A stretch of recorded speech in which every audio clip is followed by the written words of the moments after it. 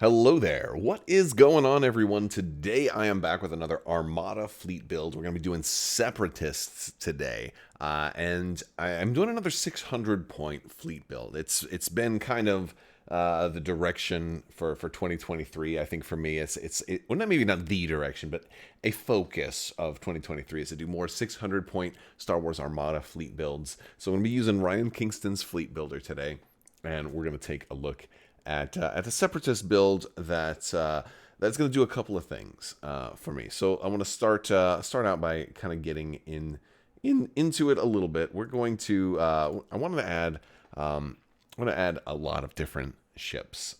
Separatists, and the Republic for that matter, they don't have that many ships, right? Especially if you compare them to the Rebels and the Empire right now, there's not that much.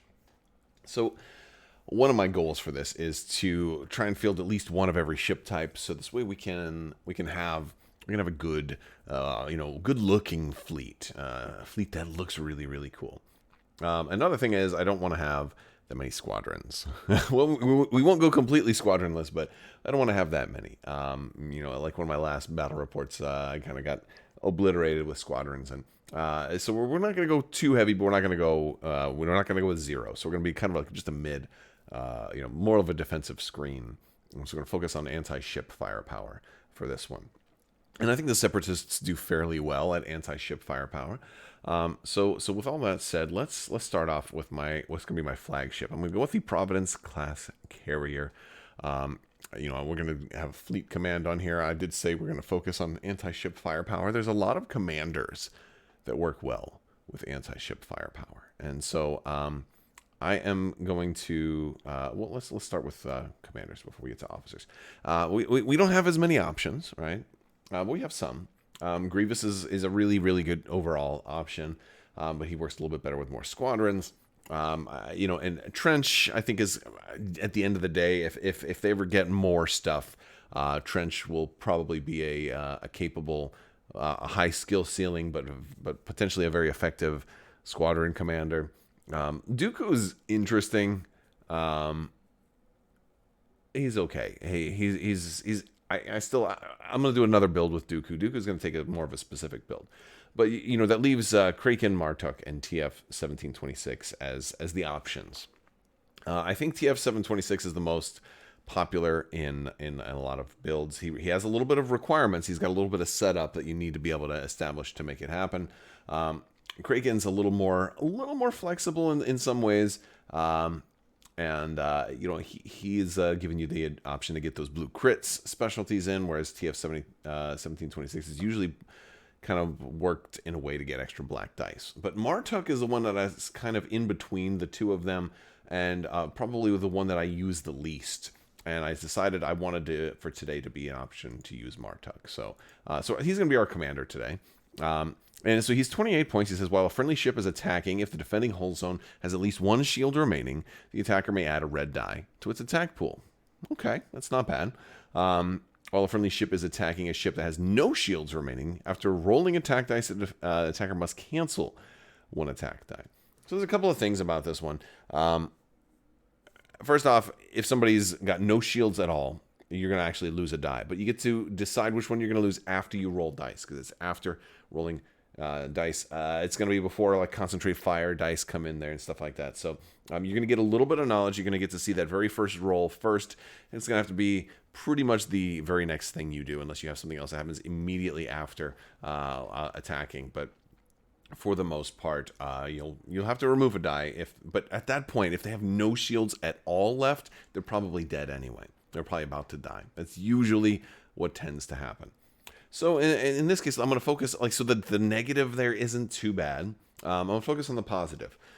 He's an extra die. Now, there's actually a third state in here. There's that middle state where maybe the side you're attacking has no shields, but there's shields elsewhere on the ship. In that case, there's no effect. He's not going to do anything good or bad. So typically, when you're attacking somebody, you're almost always attacking a side that has shields. If there's the no effect or the negative effect, that means it's a good problem to have, because that means that ship is probably about to die, or very close to it. So most of the time you're going to be attacking a shielded side of a ship, which means you'll have an extra red die. What's great about this is this will be on all of your ships almost all of the time. Again, assuming that the other ship is not about to die or is not, falling apart because you've drained all of their shields. So it's going to really help bring those shields down. And I think this is a commander that works well with my philosophy of having very few squadrons, because a lot of times the squadrons will do the job of bringing the shields down. He's kind of helping do that through my ship firepower. It's almost like I get a free squadron attack on every single shot while they still have shields up. Kind of in a certain way, right? I kind of like that about this particular commander, and so in a 600-point game, you'll have even more targets and more opportunities to use his ability. So I think it's a good opportunity to bring him out.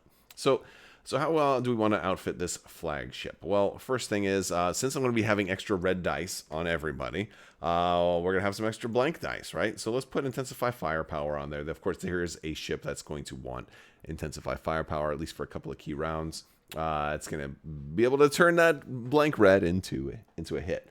We want some defensive stuff. I'm going to go ahead and put Thermal Shields on here to defend against the big hits, and I'll put Point Defense to defend against the little hits. Right? We got Point Defense Ion Cannons and then Thermal Shields.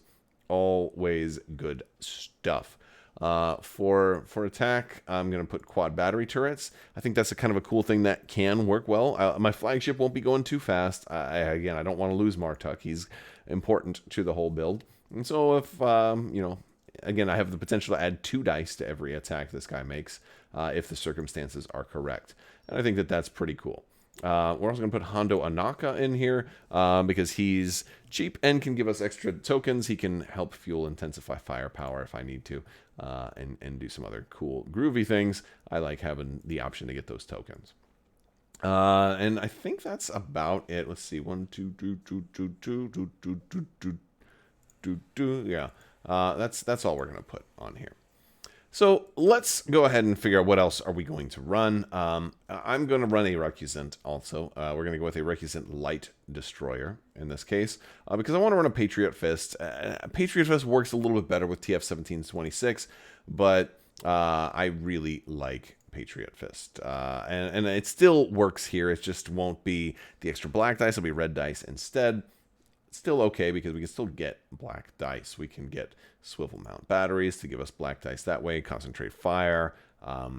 If we do concentrate fire, which hopefully we'll do a pretty good amount of concentrating fire, we'll put our ordnance experts on here, and that'll give us the ability to reroll both of those. Like reroll 2 black dice, which will be fun. And then of course we've got we've got our Intensify Firepower if we need to do that. We'll put Assault Protons on here for that. And we're almost done, but I'm going to also give him Decay's. Give me an extra token in case I need Engineering, in case I need anything crazy. Decay's is going to help out with that. Decay's is important. He's super good, super good. Decay's also has the drawback of, I'm going to have to kind of set... I'm going to have to concentrate fire every round, but that's no problem. Decay's is going to let us get whatever token we want in addition to that. And since we are going to have some squadrons in here, maybe Decay's will give us a squadron command when we need it. He'll give us whatever we need when we need it. Let's go down. Let's add some more ships. We're going to add, let's add a Munificent. I'm going to go with a comms frigate. We'll go a little on the cheaper side here, saving some points. Our Munificent is going to have my favorite upgrade of all time, the linked turbolaser towers, and then we're also going to add the point defense reroutes. This one can be a little bit more aggressive. It's kind of a disposable ship, point defense ion cannons, not point defense reroute. So there's our Munificent there with the linked turbolasers, and he's just got a good all-around shooting ship. He's going to have some rerolls. He's going to have lots of rerolls, so he'll be able to make the few red dice he has in multiple arcs work out really, really well. And since Munificents are so common, I'm going to put another Munificent in there. This one will be the Star Frigate, a little bit better anti-squadron power, and then we have a little bit of variety between our two Munificents, but I'll put the same upgrades on them. Point defense. Now, this is the reason for doing this is just for one has a slightly better squadron option in case I need to do a squadron command. The other one has a better anti-squadron shot, so it gives me a little bit of flexibility while still keeping, I mean, the points cost between the two are very, very similar, right? So it's more about the anti-squadron versus the squadron support roles that they may need to play, because these are my flex ships for this list. They can do a little bit of a lot of different types of things. I did say I wanted to add at least one of every type of ship. We're gonna put a hard sell in here. I will go in this case with the battle refit, although the transport is really good for the fleet support. We're gonna go for a big shooty ship. Hard sell battle refit has those 3 dice right out of the front. It's a beautiful ship. 3 red in the front. It's actually pretty tough. It's got a great anti-squadron attack. It's got a brace, 5 hull, 3 shields in the front. It's a tough ship if you point it right at the enemy. And we're going to give it a spinal armament also. So now all of a sudden it's got 4 red dice in the front. Oh, make that 5 red dice in the front because of Martuk. Oh, make that 6 red dice in the front because we concentrated fire. Maybe even more than that depending on our objective. Lots of fun stuff. And so I really like it. I like what it's got going on there. We don't have to add much more to it than that. We're not doing anything too janky with it. We don't need to do anything crazy. And we have room to throw in a Gazanti. Again, the Gazantis here are good shooters. We can add even a little bit more here. We can add the high capacity ion turbines, giving us extra blue die on our side arc. This is good if I end up needing the Gazanti to try to finish off another ship. And they have no shields left. I hate to have to roll a blue die and then immediately cancel one. So this gives me an extra blue die on the side arc, and then I can always concentrate fire and do all that other stuff. So we have some options there for our Gazanti, our hard sell, our munificence, 2 munificence, our recusant, and a providence. We've got we got 2 large, 2 medium, and 2 small. That's such good balance and synergy, right? I just think it's really cool. I did say we want to have some squadrons, not too many. We're going to have a few. So what we're going to do is we're going to add some pretty cool ones. I'm going to add General Grievous. It's with no ready to defense tokens, right? Well, he can work. I really think he's going to be good at clearing out enemy squadrons. And a big part of what I wanted to do here is have enemy squadrons, clearing them out. So we're going to run the Horchal prototypes. Before enemy ship or enemy squadron distant one moves, you can perform an attack against that squadron, even if you are engaged. Really good for clearing out enemy squadrons. Again, defensive screens, right? That's kind of what I'm looking for here. I'm going to add DFS 311. While you're defending, if the attack is obstructed, you may force the attacker to re-roll 1 die of your choice. Again, kind of park him somewhere, maybe on a rock, threaten people, but if you attack me, I can make you re-roll stuff. It's already obstructed, so you're losing a die, making you re-roll another die. So, kind of hard to kill, plus it's a scatter ace. I like that. And again, can be defensive for me while protecting itself. At the same time, hopefully these guys live long enough. And then we're going to do another squadron. We'll do the Flak-a-Frock prototypes.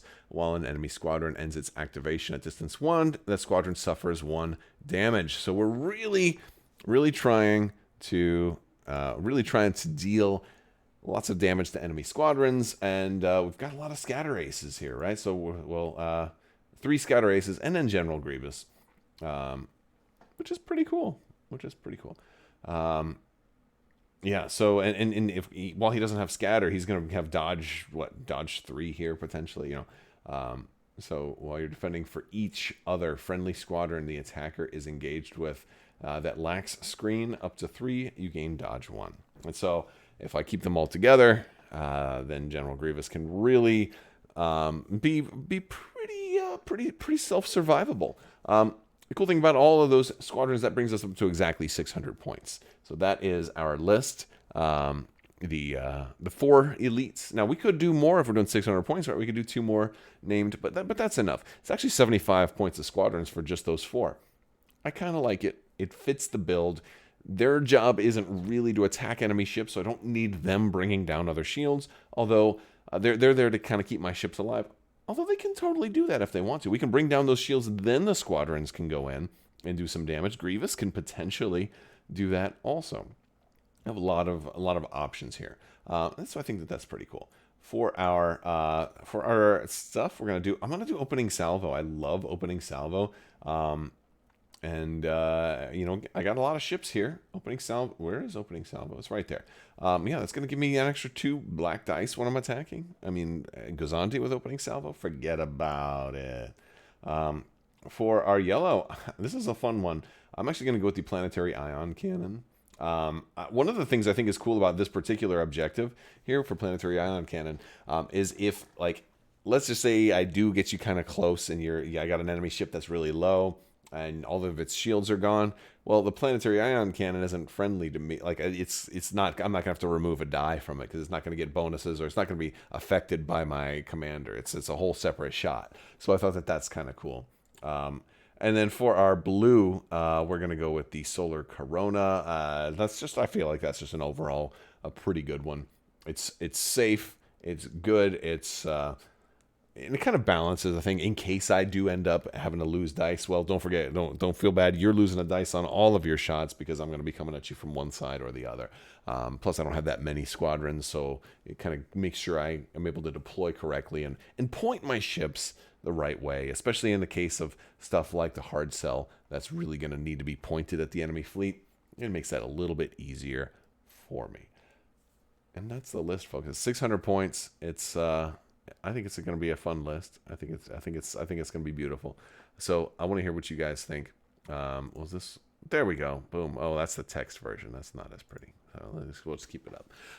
But I want to hear some of your thoughts. What are you guys running for 600 points? You know, we've there's so much like untapped potential in this 600 point Armada game that I thought this is just a fun topic. It's a fun series of videos to make. You know, I like to do 600 point builds for all of the fleets, and then eventually get some more battle reports in and see how they do, because Armada is such a fun game and has so much left to explore with even higher point value games too. Although 600 is good for a while, 400 is great too. I mean, the game was designed around 400, but 600 is pretty awesome as well. All right, guys, that's going to do it for today's video. I want to thank you all so much for watching, and big thanks to my patrons. You guys are amazing and help keep this channel going, so thank you for your support. I will talk to you soon. Thank you so much. May the force be with you. Live long and prosper. Be excellent to each other. Party on, dudes, and Ohio Karuka Boombastic. I'm making things up.